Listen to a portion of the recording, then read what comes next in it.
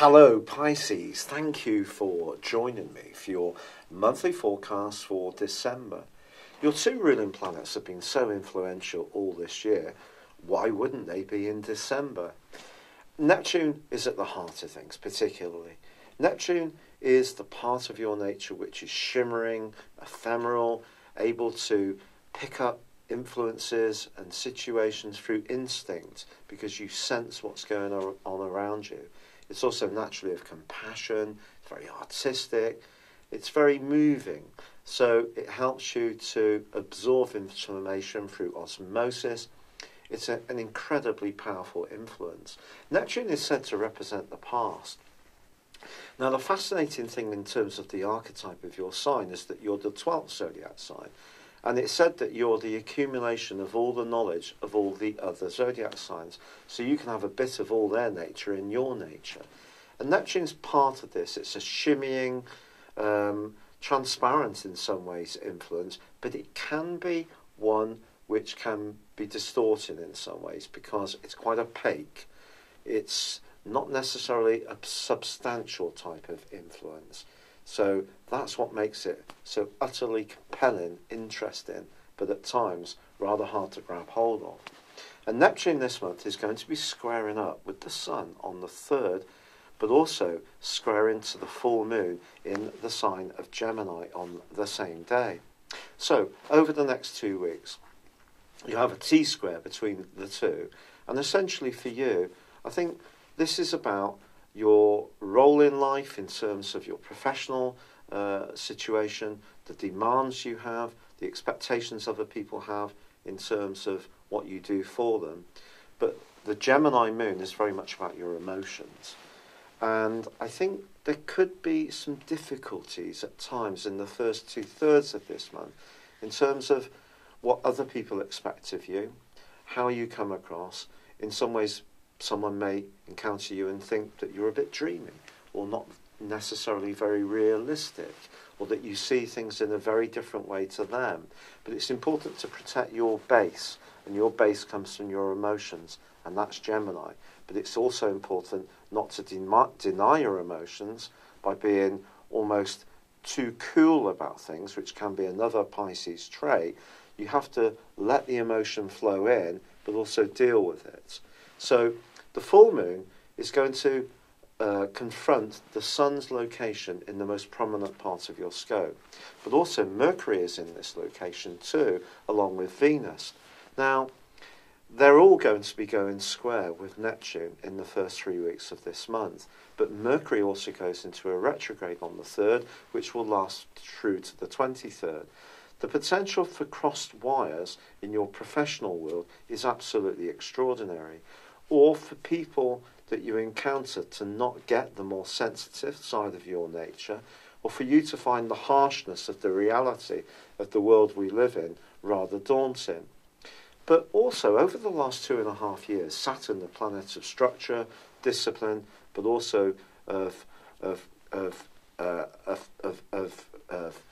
restriction, of restriction, is going to be combining with Mercury in the first week of this month.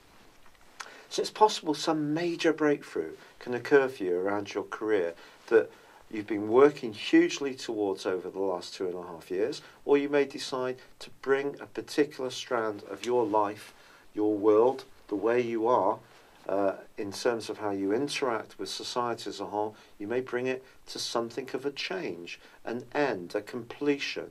That's entirely possible too. But if you need to explain this story to other people, not everybody is necessarily going to get where you're coming from. Now, what's going to help all this process is that on the 9th, Mars punches its way into an area which is very much to do with knowledge. Guess what? Jupiter, the planet of knowledge, is already laying in wait. And the two are going to be together as this year draws to a close. So if you do have a lot of responsibilities or obligations at the start of this month, or you find yourself not really having the energy to deal with all the demands coming for you from home, family, emotion, or world, career, worldly interactions, I think the combination between Mars and Jupiter as 2017 winds down is going to be one that you're going to really savour. And I think it's going to give you the desire to get away from it all, to be honest. Now, that could be in your own country, going off to see folks, seeing friends, going skiing, getting some sun. But a change of scene will be very invigorating for you. Or it can be a change of philosophical outlook. You could learn a huge amount as this year comes to a close in such a way that actually may really astonish you, but delight you all at the same time.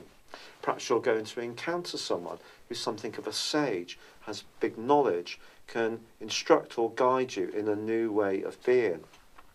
Perhaps it's going to be some kind of book or literature or something you watch over the Christmas period, which can prove to be so sensational.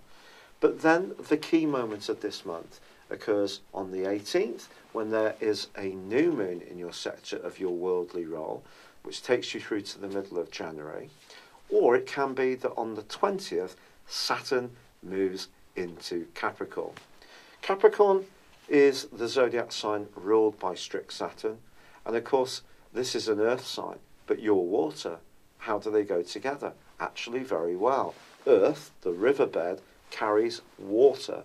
So earth conducts water very, very well.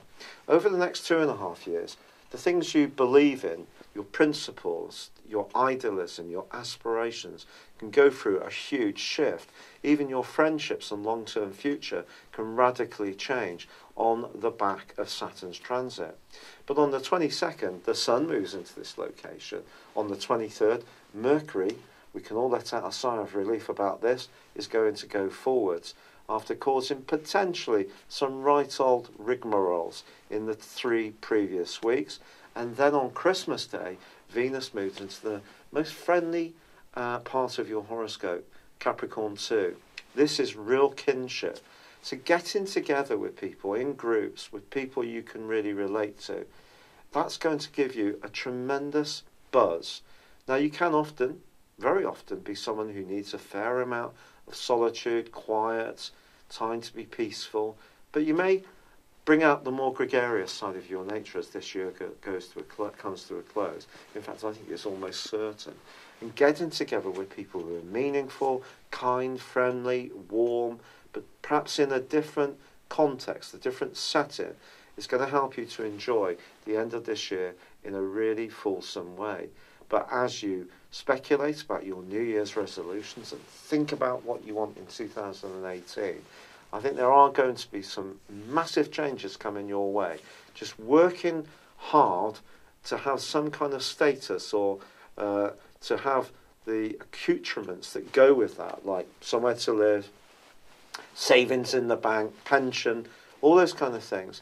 You've really worked hard at those over the last 2.5 years. Now I think you want some fun. But you want some fun that's meaningful, that informs you, that lifts you up in some kind of way. And you certainly have the opportunity to embrace it. It's been a real pleasure being with you. Wishing you a very happy Christmas, good luck, and goodbye for now. Hello, thank you so much for watching my video. I'd love you to join me at my Horoscope Ace app. You can find this at www.horoscope-ace.com. You can use it through Android, iOS, Apple, or Facebook. Check out your ascendant or your moon sign, or download your free birth chart.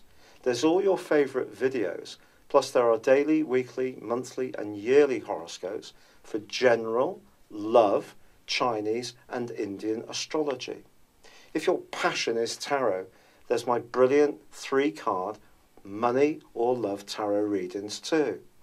And it's all there at www.horoscope-ace.com. Thank you.